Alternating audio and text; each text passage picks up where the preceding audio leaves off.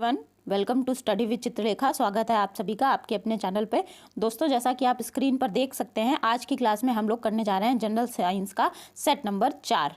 ठीक है, इससे पहले हम 3 सेट कर चुके हैं। अगर आप लोगों ने वो सेट नहीं देखे हैं तो डिस्क्रिप्शन बॉक्स में आपको उनका लिंक मिल जाएगा, वो सेट भी देख लीजिएगा।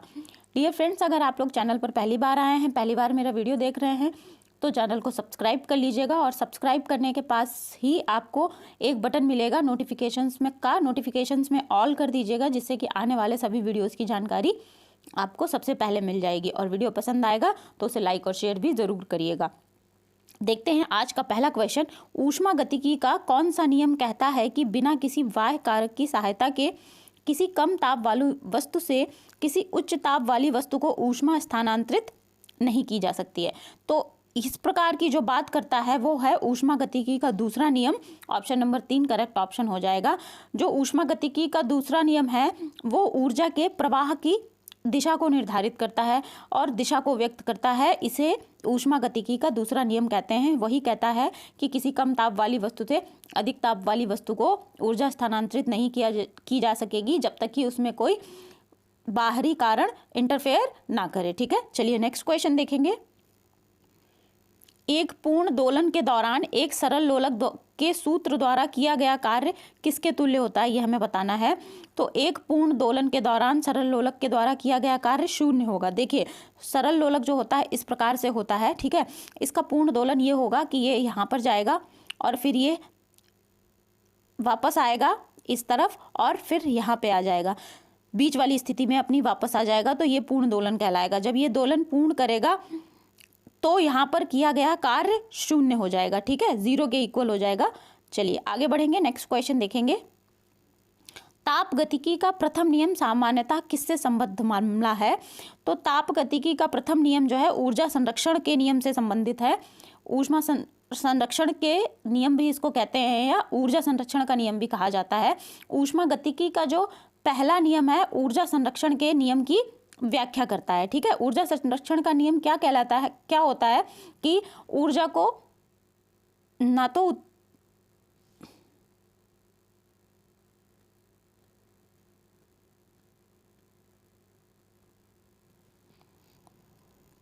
नेक्स्ट क्वेश्चन देखेंगे। निम्नलिखित विकल्पों में से कौन सा विकल्प ताप बजट की सही व्याख्या करता है? तो ताप बजट की सही व्याख्या करता है आगत विकिरण तथा निर्गत किए गए विकिरण का संतुलन। ऑप्शन नंबर 2 करेक्ट ऑप्शन हो जाएगा। देखिए, आगत मतलब इनकमिंग, जितना भी इनकमिंग हो रहा है, इनकमिंग ऊष्मा पृथ्वी के द्वारा अवशोषित कर ली जाती है। और निर्गत क्या होता है? निर्गत होती है आउटगोइंग, जो बाहर जाती है। ठीक है, आउटगोइंग वाली जो ऊष्मा बाहर चली जाती है वो पृथ्वी से विकिरण के रूप में पलायन कर जाती है। इससे क्या होता है कि इनकमिंग और आउटगोइंग दोनों के बीच संतुलन बना रहता है। ठीक है, बहुत ज़्यादा अगर निकल जाएगी तो टेम्परेचर बिल्कुल कम हो जाएगा। अगर बहुत ज़्यादा अवशोषित कर ली जाएगी ऊष्मा तो टेम्परेचर बहुत ज़्यादा बढ़ जाएगा। तो इसका बैलेंस बनाने के लिए जो करेक्ट ऑप्शन है वो है ऑप्शन नंबर 2। नेक्स्ट क्वेश्चन देखेंगे। एक आदर्श गैस के अणुओं में औसत गतिज ऊर्जा किसके अनुपात में होती है? तो आदर्श गैस में जो औसत गतिज ऊर्जा होती है, ऑप्शन नंबर 3 करेक्ट ऑप्शन हो जाएगा, गैस के परम ताप के बराबर होती है, परम ताप के अनुपात के बराबर होती है। ठीक है, इसको आप लोग ऐसे समझ सकते हैं कि जो गतिज ऊर्जा होती है वो प्रत्यक्षता केवल निरपेक्ष तापमान का समानुपाती होती है। इसका मतलब क्या हो गया कि यदि तापमान जो है घटकर के निरपेक्ष 0 हो जाता है, 0 हो जाएगा अगर, तो अणुओं की गति रुक जाएगी। देखिए, इसको आप इस प्रकार से भी समझ सकते हैं कि अगर गैस को बिल्कुल कंप्रेस कर दिया जाए, उसका ताप को कम कर दिया जाए तो क्या होगा? तापमान जब घटकर 0 हो जाएगा, 0 हो जाएगा, तो वहाँ पर गैस में अणुओं की जो गति हो रही है वो रुक जाती है। इसीलिए आप लोगों ने पढ़ा होगा कि ताप बढ़ाने पर गैस में अणुओं की गति बढ़ जाती है। सबसे ज़्यादा बढ़ती है गैस में, उससे कम द्रव में और सबसे कम ठोसों में। ठीक है, नेक्स्ट क्वेश्चन देखेंगे। साइकिल का टायर अचानक फट जाता है तो यह क्या दर्शाता है? तो यदि साइकिल का टायर अचानक से फट जाता है तो ये ऑप्शन नंबर 2 करेक्ट ऑप्शन होने वाला है, रुद्धोष्म प्रक्रिया को दर्शाता है। इसका मतलब क्या हो गया कि टायर के अचानक फटने पर क्या होता है, ऊर्जा तुरंत ही सिस्टम और सराउंडिंग के मध्य हस्तांतरित हो जाती है। ये जो पहिया है इसके अंदर जो ऊर्जा होती है ये जैसे ही फटता है तो वो निकल के इधर उधर स्थानांतरित हो जाती है, ठीक है। और ये क्या होती है, ये एक रुद्धोष्म प्रक्रिया होती है, इसे एडियाबैटिक प्रोसेस भी कहते हैं।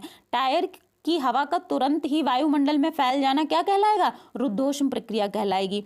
और जब टायर की हवा बाहर निकल जाएगी, जो ऊष्मा है वो फैल जाएगी, इसके बाद क्या हो जाएगा, टायर ठंडा हो जाएगा। तो रुद्धोष्म प्रक्रिया में क्या होता है, जब भी कोई प्रोसेस हो रही होती है तो ना तो उसमें कोई भी ऊर्जा प्रवेश करती है और ना ही सिस्टम से बाहर जाती है। इसी प्रोसेस को कहते हैं रुद्धोष्म प्रक्रिया या फिर एडियाबैटिक प्रोसेस है। निम्नलिखित में से किस भौतिक मात्रा के युग्म के समान आयाम होते हैं, अर्थात विमाएं समान होती हैं। तो ऑप्शन नंबर 3 करेक्ट ऑप्शन हो जाएगा, कार्य एवं ऊर्जा। देखिए कार्य की जो विमा होती है वो होती है m1L2T-2, ठीक है। और अगर SI पद्धति में हम इसकी यूनिट निकालें तो वो हो जाएगी आपकी न्यूटन मीटर, ठीक है। क्या हो जाएगी, न्यूटन मीटर हो जाएगी। तो इन दोनों की विमाएं समान होंगी। अगला प्रश्न देखेंगे, निम्नलिखित परिमाणों में से किसके आयाम शेष तीनों से भिन्न हैं। इस बार क्वेश्चन थोड़ा बदल गया है, तो इस क्वेश्चन का जो करेक्ट ऑप्शन होगा वो हो जाएगा ऑप्शन नंबर 4, कोणीय संवेग प्रति यूनिट द्रव्यमान, ठीक है। इसकी जो इकाई है वो हो जाएगी mL2T-1, ठीक है। और बाकी सबकी जो इकाई होने वाली है या विमा होने वाली है वो है mL-1T-2। इन तीनों की सेम हो जाएगी और बाकी कोणीय संवेग की प्रति यूनिट द्रव्यमान की mL2T-1 हो जाएगी। तो ऑप्शन नंबर 4 करेक्ट ऑप्शन हो जाएगा। बर्नौली का सिद्धांत निम्नलिखित में से किसके संरक्षण का प्रकथन है। तो बर्नौली की जो प्रमेय है वो रैखिक संवेग संरक्षण की बात करती है। सुपर कूलिंग का अभिप्राय तरल के किस बिंदु पर शीतलता से है। तो सुपर कूलिंग जो है हिमांक से नीचे पर होती है, हिमांक से निचले बिंदु पर होती है, इसे फ्रीजिंग पॉइंट भी कहा जाता है। तो फ्रीजिंग पॉइंट से नीचे किसी भी गैस को या लिक्विड को ठंडा किया जाएगा उसे सुपर कूलिंग कहेंगे। तो सुपर कूलिंग का यूज किस में होता है, सुपर कूलिंग का यूज औद्योगिक क्षेत्रों में होता है, आप इसको ध्यान रखिएगा। अल्कोहल पानी से अधिक वाष्पशील होता है क्योंकि हमें बताना है उसका क्या चीज़ पानी से कम होती है। तो जो अल्कोहल है वो अधिक वाष्पशील होता है क्योंकि उसका क्वथनांक पानी से कम होता है। कम टेम्परेचर पर ही अल्कोहल जो है वाष्प बनने लगता है, इवेपोरेट होने लगता है, ठीक है। निम्नलिखित में से कौन सा वैश्विक ऊर्जा का दूसरा सबसे बड़ा स्रोत है। तो वैश्विक ऊर्जा का दूसरा सबसे बड़ा स्रोत हो जाएगा, अगर हम लोग आंकड़ों को देखें तो आंकड़ों के अनुसार विश्व में दूसरा ऊर्जा का सबसे बड़ा स्रोत है नवीकरणीय ऊर्जा। नवीकरणीय ऊर्जा में क्या हो जाएगा, सौर ऊर्जा हो जाएगी, पवन ऊर्जा हो जाएगी और हमारी भूतापीय ऊर्जा हो जाएगी। ये सारी ऊर्जाएं नवीकरणीय ऊर्जाएं कहलाती हैं, ठीक है। नेक्स्ट क्वेश्चन देखेंगे, निम्नलिखित में से कौन सा सरल आवर्त गति का उदाहरण है। तो सरल दोलन की जो गति होती है, सरल दोलन गति जो कि सरल लोलक के द्वारा की जाती है, इसे सरल आवर्त गति कहते हैं। अगला क्वेश्चन देखते हैं, निम्नलिखित में से कौन सा ऊर्जा स्थानांतरण करने का एक तरीका है। देखिए ऊर्जा स्थानांतरण करने के 3 तरीके होते हैं, चालन, संवहन और विकिरण। तो यहाँ पर आपके ऑप्शन में जो आपको दिया गया है इसको कह रहे हैं कन्वेक्शन। कन्वेक्शन को ही हम हिंदी में संवहन कहते हैं, ठीक है। तो ऑप्शन नंबर 1 करेक्ट ऑप्शन हो जाएगा। अगला क्वेश्चन देखेंगे, अतिचालकता का पहला सिद्धांत निम्नलिखित में से कौन सा था।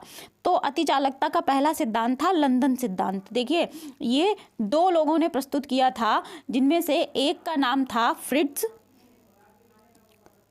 और दूसरे का था हैंज लंदन, ठीक है। हैंज लंदन दूसरा नाम था जिन 2 लोगों ने सिद्धांत को प्रस्तुत किया था। ये 1935 के आसपास प्रस्तुत किया गया था। तो फ्रिट्ज और हैंज लंदन के द्वारा ये प्रस्तुत किया गया था, इसीलिए इसका नाम क्या पड़ गया, इसका नाम पड़ गया लंदन सिद्धांत। तो ऑप्शन नंबर 2 करेक्ट ऑप्शन हो जाएगा, इसको ध्यान रखिएगा। नेक्स्ट क्वेश्चन देखते हैं, तरल पदार्थ के क्वथनांक पर क्या हो जाएगा, ताप नियत रहेगा। ऑप्शन नंबर 3 करेक्ट ऑप्शन हो जाएगा, ताप नियत रहता है। तरल पदार्थ के क्वथनांक पर ताप नियत रहता है। देखिए ये कैसे होता है, ये प्रोसेस कैसे होती है। देखिए क्वथनांक क्या होता है, एक निश्चित ताप पर जो लिक्विड है, जो द्रव है, वो किस में परिवर्तित होने लगता है? द्रव गैस में परिवर्तित होने लगता है। ठीक है, तो जब गैस में परिवर्तित होने लगता है उसी टेम्परेचर को क्या कहते हैं? हम क्वथनांक कहते हैं। और क्वथनांक के बाद आप टेम्परेचर कितना भी बढ़ाइए, जो द्रव का तापमान है वो नियत रहेगा, लेकिन वो गैस में परिवर्तित होने लगेगा। ठीक है, तो तरल पदार्थ के क्वथनांक पर तापमान नियत रहेगा। यह ऑप्शन नंबर 3 करेक्ट ऑप्शन हो जाएगा इस क्वेश्चन। नेक्स्ट क्वेश्चन देखेंगे, पानी का क्वथनांक निर्भर करता है, पानी का क्वथनांक वायुमंडलीय दाब पर निर्भर करता है। देखिए, पानी का क्वथनांक क्या होगा? ऐसा टेम्परेचर जहां पर पानी जो है द्रव से गैस में परिवर्तित होने लगे। तो 100 डिग्री सेंटीग्रेड जल का क्वथनांक होता है। तो आप लोगों ने सुना होगा, जो पहाड़ होते हैं, पहाड़ों पर पानी जल्दी बॉयल होने लगता है क्योंकि वहां पर वायुमंडलीय दाब कम होता है। ठीक है, सपाट जमीन की अपेक्षा। तो यदि वायुमंडलीय दाब कम हो जाएगा तो पानी का क्वथनांक भी कम हो जाएगा। इसका मतलब ये हो गया, अगर हम एक रिलेशन बनाना चाहें वायुमंडलीय दाब और क्वथनांक के बीच, तो क्या होगा? ये दोनों एक दूसरे के समानुपाती होंगे। ठीक है, समानुपाती होंगे। यदि दाब घटेगा तो क्वथनांक भी घटेगा, यदि दाब बढ़ेगा तो क्वथनांक भी बढ़ेगा। इस चीज को याद रखिएगा। नेक्स्ट क्वेश्चन देखेंगे, ऊर्जा सूर्य से पृथ्वी की ओर किस प्रकार यात्रा करती है? तो हम सभी जानते हैं, विकिरण से यात्रा करती है। विकिरण की प्रोसेस से जो सौर ऊर्जा है वो पृथ्वी तक पहुंचती है। ठीक है, चलिए नेक्स्ट क्वेश्चन देखेंगे, निम्नलिखित में से किस प्रक्रिया में अणुओं की वास्तविक गति के माध्यम से उच्च तापमान से निम्नतर तापमान को ऊर्जा का संचरण होता है? ठीक है, ये अच्छा क्वेश्चन है, इस पे इंपॉर्टेंट टिक कर लीजिएगा। तो इस क्वेश्चन का जो आंसर हो जाएगा, इस क्वेश्चन का जो करेक्ट ऑप्शन है वो है चालन। ठीक है, चालन। यहाँ पे ऑप्शन नंबर 3 में विकिरण कर लीजिए। देखिए, चालन, संवहन और विकिरण 3 प्रोसेस होती हैं, 3 तरीके होते हैं जिससे कि ऊर्जा एक स्थान से दूसरे स्थान पर ट्रैवल करती है। क्या होता है? चालन में अणु एक जगह से दूसरी जगह नहीं जाते हैं। ठीक है, तापमान एक दूसरे से, मान लीजिए ये कोई ठोस है और ये उसके अणु इतने पास पास बहुत ही अच्छे बंधक बलों के द्वारा जुड़े हुए हैं।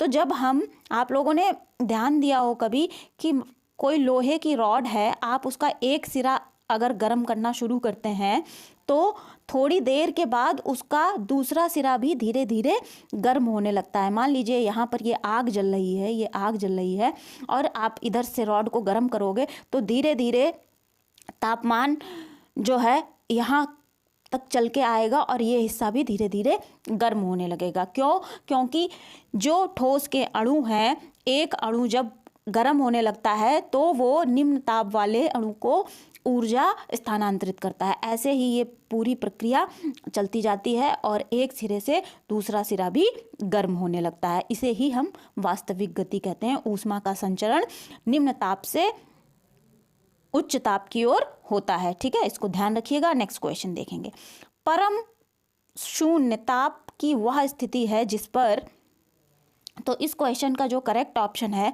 वो है ऑप्शन नंबर 1, गैसों में आणविक गति घटने लगती है। परम शून्य ताप को हम ऑब्सोल्यूट टेम्परेचर भी कहते हैं।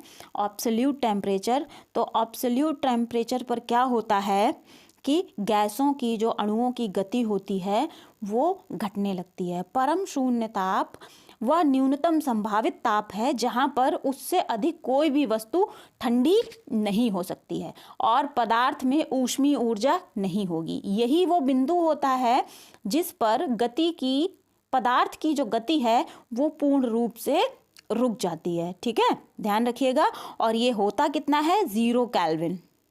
0 केल्विन। ठीक है, परम शून्य ताप कितना होता है? 0 केल्विन होता है। और अगर इसे सेल्सियस में लिखेंगे तो -273.1 डिग्री सेंटीग्रेड इसको लिखेंगे। ठीक है, इसको ध्यान रखिएगा आप लोग, 15 डिग्री सेंटीग्रेड। ठीक, अच्छा एक चीज़ और मैं आप लोगों को यहाँ पे बता दूँ, वो इम्पॉर्टेंट है। हो सकता है आप में से बहुतों को पता हो या किसी को ना भी पता हो। तो जब भी तापमान को केल्विन में लिखा जाता है तो जो भी नंबर होता है उस पर डिग्री नहीं लिखते हैं। ठीक है, जैसे मान लीजिए 0 डिग्री लिखा, 0 डिग्री केल्विन नहीं लिखते हैं हम कभी भी, 0 केल्विन लिखेंगे, ठीक है, 100 केल्विन लिखेंगे। इस चीज़ को समझ के लीजिएगा, ध्यान रखिएगा। नेक्स्ट क्वेश्चन देखेंगे, पर्वतीय क्षेत्रों में जल का क्वथनांक क्या होगा? पर्वतीय क्षेत्रों में जल का क्वथनांक जितना समुद्र तल पर होगा उससे कम होगा, ठीक है, उससे कम होगा, क्योंकि हमने अभी पिछले क्वेश्चन में डिस्कस किया था कि पहाड़ों पर वायु दाब जो है कम हो जाता है। जब वायु दाब कम हो जाएगा तो जल का क्वथनांक भी कम हो जाएगा, ठीक है। नेक्स्ट क्वेश्चन, गतिज ऊर्जा किस पर निर्भर करती है? तो जो गतिज ऊर्जा है वो निर्भर करती है गतिशील पिंड के वेग और भार दोनों पर, ठीक है। इसको ध्यान रखिएगा, कैसे निर्भर करेगी इसको भी समझ लेते हैं। तो आप लोगों ने एक फॉर्मूला पढ़ा होगा, kinetic energy is equal to K E equal to 1/2 mv², ठीक है। m क्या हो गया? m हो गया पिंड का द्रव्यमान, v क्या हो गया? वेग हो गया, और के ई क्या हो गया? काइनेटिक एनर्जी, ठीक। चलिए नेक्स्ट क्वेश्चन देखेंगे, पदार्थ में ताप परिवर्तन के दौरान संभारित ऊष्मा ऊर्जा के किस रूप में संग्रहित रहती है? तो जो ऊष्मा है वो काइनेटिक एनर्जी के रूप में संग्रहित रहेगी। ऑप्शन नंबर 2 करेक्ट ऑप्शन हो जाएगा, गतिज ऊर्जा, ठीक है। किसी भी वस्तु का यदि ताप परिवर्तन किया जाएगा तो उसकी जो गतिज ऊर्जा है वो भी घटेगी या बढ़ेगी। यदि ताप बढ़ेगा तो गतिज ऊर्जा बढ़ेगी, यदि ताप घटेगा तो गतिज ऊर्जा घटेगी, ठीक है। चलिए क्वेश्चन नंबर 64 देखेंगे, एक तोप फायरिंग के बाद पीछे क्यों हटती है? तो यहाँ पर न्यूटन का गति का तीसरा नियम लग रहा होता है। ऑप्शन नंबर 3 करेक्ट ऑप्शन हो जाएगा। जब भी बंदूक से गोली चलाई जाती है तो गोली जैसे ही बाहर निकलती है, जो चलाने वाला होता है उसको पीछे की ओर धक्का लगता है, तो यहाँ पर न्यूटन का गति का तीसरा नियम काम करता है। अगला कुछ सवाल देखेंगे, सौर ऊर्जा रासायनिक ऊर्जा में किस समय बदलती है? तो सौर ऊर्जा रासायनिक ऊर्जा में किस समय बदलती है? प्रकाश संश्लेषण के समय। ऑप्शन नंबर 3 करेक्ट ऑप्शन हो जाएगा। और प्रकाश संश्लेषण कौन करता है? प्रकाश संश्लेषण हरे पौधे करते हैं। क्यों करते हैं? अपना भोजन प्राप्त करने के लिए, ठीक है। जो सौर ऊर्जा होती है, जो विकिरित ऊर्जा होती है, उससे ग्लूकोज बनाते हैं कौन? हरे पौधे, ठीक है। हरे पौधे पर्णहरिम की सहायता से ग्लूकोज बनाते हैं। और ये प्रक्रिया जो है कैसे होगी? ये जल और कार्बन डाइऑक्साइड, ठीक है, और यहाँ पर क्या रहता है? सनलाइट रहेगी, सनलाइट की उपस्थिति में होती है। अब यहाँ पर क्या बनेगा? आपका ग्लूकोज बनेगा, C6H12O6 इसका फॉर्मूला होता है, और निकलेगा क्या? ऑक्सीजन निकलेगी, ठीक है। चलिए आगे बढ़ेंगे, सौर ऊर्जा किसके द्वारा उत्पन्न होती है? तो सौर ऊर्जा जो है संलयन प्रक्रिया के द्वारा उत्पन्न होती है। संलयन प्रक्रिया क्या होती है? दो हल्के नाभिक आपस में जुड़कर क्या है? एक भारी नाभिक बनाएंगे, तो ये हाइड्रोजन आपस में जुड़कर हीलियम बनाते हैं, ठीक है। तब हीलियम नाभिक बनता है और क्या होती है? बहुत सारी एनर्जी रिलीज होती है। तो सूर्य में संलयन की प्रक्रिया होती है जिसके द्वारा सौर ऊर्जा निकलती है। अगला क्वेश्चन देखते हैं, किसी ऐसे ठंडे दिन में जब कक्ष का तापमान 15 डिग्री सेंटीग्रेड होता है, पेन की धातु की कैप प्लास्टिक की तुलना में अधिक ठंडी क्यों हो जाती है, भले ही दोनों 15 डिग्री सेंटीग्रेड के समान ताप पर रखे गए हैं? तो देखिए ये बहुत ही अच्छा क्वेश्चन है और बड़ा प्रैक्टिकल सा क्वेश्चन है। इसको अच्छा क्वेश्चन है, इस पे इंपॉर्टेंट टिक कर लीजिएगा। तो इसका करेक्ट ऑप्शन हो जाएगा ऑप्शन नंबर 3, धातु ऊष्मा का सुचालक है, ठीक है। गर्म लोहे धातु कर्म में धीमे एवं समशीतन को क्या कहते हैं? तो गर्म लोहे के धातु कर्म में धीमे एवं समशीतन को हम कहेंगे ऑप्शन नंबर 4 तापनुशीतन, ठीक है, तापनुशीतन कहेंगे इसको। इसमें क्या है? धीमे टेम्परेचर पर, कम टेम्परेचर पर धातुओं को एक समान रूप से ठंडा किया जाता है, और यही प्रक्रिया है, इसे तापानुशीतन कहते हैं, ठीक है। ये एक ताप प्रक्रिया है जिसके द्वारा धातु को विशिष्ट तापमान या रंग तक गर्म किया जाता है और उसके बाद धीरे धीरे ठंडा होने दिया जाता है। इससे क्या होता है? धातु मुलायम बन जाती है, जिससे आसानी से धातु को काटा जा सकता है और किसी भी आकार में उसको ढाला जा सकता है, ठीक है। तापानुशीतन जो प्रक्रिया है, इसी के द्वारा ही मृदु इस्पात को लाल रंग का होने तक पकाया जाता है, फिर धीरे धीरे इसे ठंडा कर दिया जाता है, फिर लोहे की चद्दरें बनाई जाती हैं और लोहे का जो भी सामान बनाना होता है औद्योगिक क्षेत्र में बनाया जाता है। नेक्स्ट क्वेश्चन देखेंगे, निम्नलिखित में से किस तरंग की आवृत्ति सबसे अधिक है? तो ऑप्शन नंबर 4 इसका करेक्ट ऑप्शन हो जाएगा, गामा किरणें। गामा किरणों की जो आवृत्ति है वो सबसे ज़्यादा होती है, ठीक है, इसको ध्यान रखिएगा आप लोग। आगे बढ़ेंगे, अगला क्वेश्चन देखेंगे।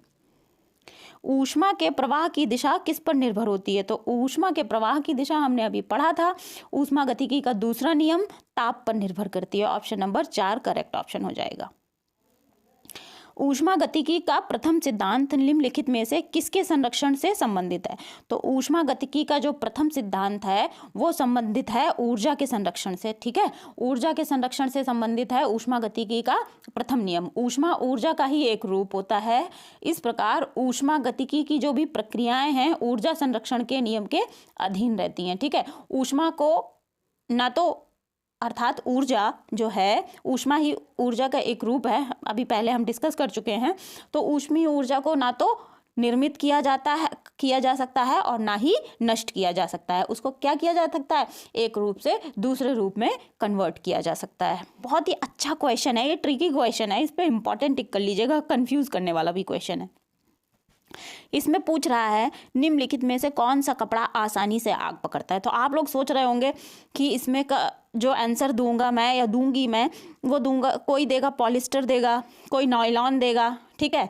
पॉलिस्टर और नायलॉन बहुत सारे लोग इसका आंसर समझेंगे, लेकिन मैं आप लोगों को ये बता दूं कि ये दोनों ही आंसर गलत है। ना ये आंसर होने वाला है, ना पॉलिस्टर होने वाला है, ना नायलॉन होने वाला है, यहाँ तक कि एक्रिलिक भी नहीं होने वाला है। तो बचा कौन सा? सूती कपड़ा। तो इस क्वेश्चन का जो करेक्ट आंसर है वो सूती कपड़ा है, ठीक है। सूती कपड़ा बहुत जल्दी आग पकड़ता है, इस क्वेश्चन का करेक्ट आंसर है। मैंने कई सारी बुक्स में ये चेक किया, यही आंसर निकला। अब हम इसको समझेंगे कि ये क्वेश्चन क्या कहना चाह रहा है और आंसर कैसे इसका डिराइव किया गया है। देखिए, कपड़े की जो ज्वलनशीलता की गति होती है, ठीक है, जिस पर कपड़ा आग पकड़ता है, तो अपनी बनावट के कारण कपड़ा आग पकड़ता है, ठीक है। ये कौन सा कपड़ा कितनी जल्दी आग पकड़ेगा ये निर्भर करता है किस पर? कपड़े की बनावट पर। कोई कपड़ा जितना सघन बुना होता है वो उतनी जल्दी आग पकड़ता है, ठीक है। अब इस क्वेश्चन में ये कहा जा रहा है कि कौन सा कपड़ा जल्दी आग पकड़ेगा, मतलब जल्दी से जलने लगेगा। तो आप लोग सोचो कि पॉलिस्टर का कपड़ा जल्दी जलने लगेगा, नायलॉन का जल्दी जलने लगेगा। हाँ, हो सकता है ये कपड़ा आग आपको लगे, ऐसा आग पकड़ लेगा, नायलॉन आग पकड़ लेगा। और क्या है, ये लंबा सा नायलॉन का ये कपड़ा है, मान लीजिए ये, अगर आप इसके एक कोने पे आग लगाना शुरू करो, आप कभी आजमाओ ये चीज़, तो क्या होगा, आग जैसे ही आप नायलॉन के कपड़े में लगाएंगे ये कपड़ा सिकुड़ने लगेगा, सिकुड़ जाएगा, लेकिन आगे की तरफ जलेगा नहीं, ठीक है। और सूती कपड़ा जो होता है, कॉटन के कपड़े जो होते हैं, ठीक है, इसके साथ साथ आपने एक नाम सुना हो, लेनिन। लेनिन की शर्ट्स बहुत चलती हैं, गर्मियों में यूज़ की जाती हैं। लेनिन जो है सूती का ही एक अपग्रेडेड वर्जन है, कॉटन का ही वो अपग्रेडेड वर्जन है, ठीक है। ये दोनों बहुत ही जल्दी आग पकड़ लेते हैं अपनी बनावट के कारण, ठीक है। लेकिन ये आग पकड़ने के बाद ये आग में पिघलते या सिकुड़ते नहीं हैं, इनमें दहन दर जो है अधिक होती है। लेकिन संश्लेषित रेशा आप लोगों ने सुना हो, ये नेचुरल फाइबर कहलाता है। जो कॉटन है, कॉटन जो भी सूती ऊन से कॉटन से तैयार होता है, कपास से तैयार होता है, ये नेचुरल फाइबर कहलाता है, ठीक है, नेचुरल फाइबर हो गया। और पॉलिस्टर और नायलॉन और एक्रिलिक जो हैं ये फैब्रिकेटेड फाइबर कहलाते हैं, ठीक है, फैब्रिकेटेड या मैनमेड फाइबर कहलाते हैं। तो इस प्रकार के जो ये कपड़े होते हैं, जो ये रेशे होते हैं, ये आसानी से आग नहीं पकड़ते हैं। और आग पकड़ने के बाद क्या करते हैं, ये पिघलने लगते हैं, ठीक है। जब ये पिघलने लगते हैं तो स्किन से जल्दी चिपक जाते हैं। जब ये स्किन से चिपक जाता है, टेम्परेचर बढ़ जाता है इसका, तो स्किन जल्दी जल जाती है, ठीक है। लेकिन अगर कोई व्यक्ति कॉटन के कपड़े पहन रखा है तो उसका वो जो कपड़ा है वो जलने लगेगा, लेकिन उसकी जो स्किन है वो इतनी जल्दी झुलसेगी नहीं, जलेगी नहीं एज कम्पेयर टू नायलॉन का कपड़ा, ठीक है। तो आई होप ये आंसर आप लोगों को क्लियर हुआ होगा। आगे बढ़ेंगे। प्रतिध्वनि सुनने के लिए न्यूनतम दूरी मीटर में कितनी होनी चाहिए? तो प्रतिध्वनि सुनने के लिए न्यूनतम दूरी मीटर में होनी चाहिए 17 metre. Option number 3 correct option हो जाएगा। ये थोड़ा मिसप्लेस है, इस तरीके से समझ लीजिएगा इसको। तो अगर कोई व्यक्ति अपने प्रतिध्वनि अपनी ही आवाज़ की सुनना चाहता है तो कम से कम ध्वनि को टकराने के लिए 17 मीटर की दूरी होनी चाहिए, तब 17 मीटर की दूरी पर टकराएगी तभी वो इको के रूप में हमें वापस सुनाई देगी। आगे बढ़ेंगे। निम्नलिखित में से सूर्य तथा पृथ्वी से विकिरित ऊष्मा के अवशोषण के लिए सबसे अधिक क्या आवश्यक है? तो विकिरित ऊष्मा के अवशोषण के लिए सबसे अधिक आवश्यक क्या हो जाएगा? Carbon dioxide. हमने पढ़ा है कि कार्बन डाइऑक्साइड यदि नहीं होती तो पृथ्वी पर वायुमंडल नहीं होता, पृथ्वी पर जीवन संभव नहीं होता। ठीक है, ऑप्शन नंबर 1 करेक्ट ऑप्शन हो जाएगा। शुद्ध जल किस तापमान पर फ़ारेनहाइट में जम जाता है? तो शुद्ध जल जो है 32 डिग्री फ़ारेनहाइट पर जम जाएगा, और अगर इसे सेल्सियस में मैं कहूँ तो ये 32 डिग्री फ़ारेनहाइट हो गया, सेल्सियस में ये 0 डिग्री सेल्सियस हो जाएगा, और अगर केल्विन की बात करें तो 273.15 केल्विन। इसके आगे डिग्री नहीं लगेगा, हम पीछे डिस्कस कर चुके हैं। ठीक है, आगे बढ़ेंगे। Next question. निम्नलिखित में से कौन सी ऊष्माक्षेपी प्रतिक्रिया की विशेषता है? तो ऊष्माक्षेपी प्रक्रियाएं वे होती हैं, अभिक्रियाएं वे होती हैं जिसमें अभिक्रिया के दौरान रासायनिक ऊर्जा निकलती है या जो ऊर्जा उत्सर्जित करती हैं। ठीक है, तो ऑप्शन नंबर 1 करेक्ट ऑप्शन हो जाएगा, ऊष्मा का उत्सर्जन। अगला क्वेश्चन देखते हैं। एक ऊष्माशोषी प्रतिक्रिया या अभिक्रिया क्या होती है? तो ऊष्माशोषी अभिक्रियाएं वे अभिक्रियाएं होती हैं जो अभिक्रिया के दौरान मीडियम से क्या करती हैं? ऊष्मा का शोषण करती हैं या फिर ऊष्मा खींचती हैं। ठीक है, तो ऑप्शन नंबर 2 करेक्ट ऑप्शन हो जाएगा इसमें, प्रतिक्रिया जिसमें ऊष्मा अवशोषित होती है। ठीक है, ईंधन का जलना कौन सी अभिक्रिया हो जाएगी? ऊष्मा क्षेपी अभिक्रिया हो जाएगी। ठीक है, आप लोग इसको ध्यान रखिएगा। नेक्स्ट क्वेश्चन देखेंगे। निम्नलिखित में से ध्वनि स्वरमान जिसको हम पिच बोलते हैं, पिच कौन निर्धारित करता है? तो पिच निर्धारित करने वाला जो फैक्टर है वो हो जाएगा आपका आवृत्ति। किसी भी ध्वनि की आवृत्ति जितनी ज़्यादा होगी उसकी पिच भी उतनी ज़्यादा होगी। ठीक है, नेक्स्ट क्वेश्चन देखेंगे। अतिशीतलन या सुपर कूलिंग किसी द्रव को शीतल करना होता है। अभी हम ये क्वेश्चन पीछे डिस्कस कर चुके हैं अतिशीतलन के बारे में। तो हिमांक से नीचे के बिंदु पर किसी द्रव या गैस को जब ठंडा किया जाता है तो उसी को क्या कहते हैं? सुपर कूलिंग कहते हैं। ऑप्शन नंबर 2 करेक्ट ऑप्शन हो जाएगा। नेक्स्ट क्वेश्चन देखेंगे। यदि किसी वस्तु पर लगाए गए बल की दिशा वस्तु की गति की विपरीत दिशा में होती है तो वस्तु की गति के साथ क्या होगा ये हमको बताना है इस क्वेश्चन में। ऑप्शन नंबर 3 करेक्ट ऑप्शन होने वाला है इसका, कम हो जाएगी। भौतिक विज्ञान में अगर इस घटना को हम समझना चाहें, यदि वस्तु पर लगने वाला बल जो है बल गति के समान दिशा में होता है तो किया गया कार्य क्या होता है? धनात्मक होता है। ठीक है, पॉजिटिव होता है। आप किसी चीज़ को धक्का मार रहे हो, ठीक है, और विरामावस्था में है वो वस्तु, वो आपके ऊपर कोई बल नहीं लगा रही है, तो क्या आपका कार्य क्या हो जाएगा? कार्य बराबर बल गुणे विस्थापन, यही तो फॉर्मूला होता है। ठीक है, बल गुणे विस्थापन। तो कार्य जब पॉजिटिव हो जाएगा दैट मीन्स वस्तु की दिशा में गति कर रही है, तो दैट मीन्स आपका कार्य पॉजिटिव हो जाएगा। आपको क्या होगा कि गति वस्तु की जो है बढ़ जाएगी। ठीक है, अब इसको इस प्रकार से समझो कि कोई व्यक्ति बाइक चला रहा है, ठीक है, आप उस बाइक को जो है रोकने का प्रयास कर रहे हो, बाइक आपकी तरफ बढ़ रही है और आप बाइक पे धक्का लगा रहे हो, तो इसमें क्या होगा? कार्य निगेटिव होगा। ठीक है, तो यदि आप वस्तु पर बल लगा रहे हो, बाइक पर बल लगा रहे हो और गति वस्तु की जो है विपरीत दिशा में, बल के विपरीत दिशा में गति कर रही है, तो क्या होगा? इसकी वस्तु की जो गति है वो कम हो जाएगी। ठीक है ना, कम हो जाएगी। बाइक को रोकने का प्रयास करोगे, बाइक जितना बल लगाएगी अपनी तरफ से, अगर आप उससे ज़्यादा लगाओगे तो वस्तु की गति तो कमी हो जाएगी। ठीक है ना, ऑप्शन नंबर 3 करेक्ट ऑप्शन हो जाएगा। नेक्स्ट क्वेश्चन देखते हैं। एक स्वतंत्र रूप से गिरने वाली कोई वस्तु अंततः जमीन तक पहुँच कर रुक जाती है तब क्या होगा, हमें ये बताना है। तो इसका ऑप्शन नंबर 3 करेक्ट ऑप्शन हो जाएगा। इसकी स्थितिज ऊर्जा घट जाएगी और गतिज ऊर्जा बढ़ जाती है। ठीक है, देखिए जब किसी वस्तु को विरामावस्था से, मान लीजिए कोई कुतुब मीनार पर खड़ा है व्यक्ति, ये कुतुब मीनार हो गई हमारी, कुछ ऐसे, ये कुतुब मीनार पर एक व्यक्ति खड़ा है, ऊपर से इसने एक ये पिंड गिराया, ठीक है, विरामावस्था से गिराया, और ये आपका सरफेस है, ये सरफेस है, ये सरफेस से बिल्कुल टकराने वाली है। ऊपर से इसकी स्थितिज ऊर्जा, जब ये गिरना शुरू हुई, ये वस्तु, ये पिंड गिरना शुरू हुआ, तब इसकी स्थितिज ऊर्जा यहाँ पर मैक्सिमम थी। ठीक है, लेकिन जैसे ही ये पृथ्वी से टकराने वाला होगा, इसकी जो स्टैटिक एनर्जी है, स्थितिज ऊर्जा है, ये मिनिमम हो जाएगी और काइनेटिक एनर्जी मैक्सिमम हो जाएगी। ठीक है, काइनेटिक एनर्जी मैक्सिमम होगी, इसको ध्यान रखिएगा। ये हमने समझ लिया है। अब अगला क्वेश्चन देखते हैं।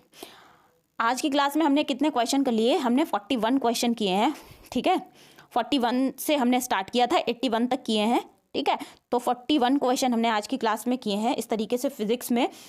तो आई होप ये सारे क्वेश्चंस आप लोगों को क्लियर हुए होंगे। अगर कोई डाउट है तो आप लोग कमेंट सेक्शन में पूछ सकते हो। इसके पहले के 3 सेट हम कर चुके हैं। अगर अभी तक आप लोगों ने वो सेट देखे नहीं है तो वो सेट जा कर के आप लोग प्लेलिस्ट में देख लीजिएगा, डिस्क्रिप्शन बॉक्स में आपको लिंक मिल जाएगा, आप वहाँ से भी देख सकते हो। अगर आप लोगों ने चैनल को अभी तक सब्सक्राइब नहीं किया है तो चैनल को सब्सक्राइब कर लीजिएगा, बेल आइकन प्रेस करके नोटिफिकेशंस में ऑल कर लीजिएगा, और वीडियो पसंद आएगा तो लाइक और शेयर ज़रूर करिएगा। ठीक है, मिलते हैं हम लोग अगली क्लास में। तब तक के लिए आप लोग पढ़ते रहिए, खुश रहिए। Thank you everyone.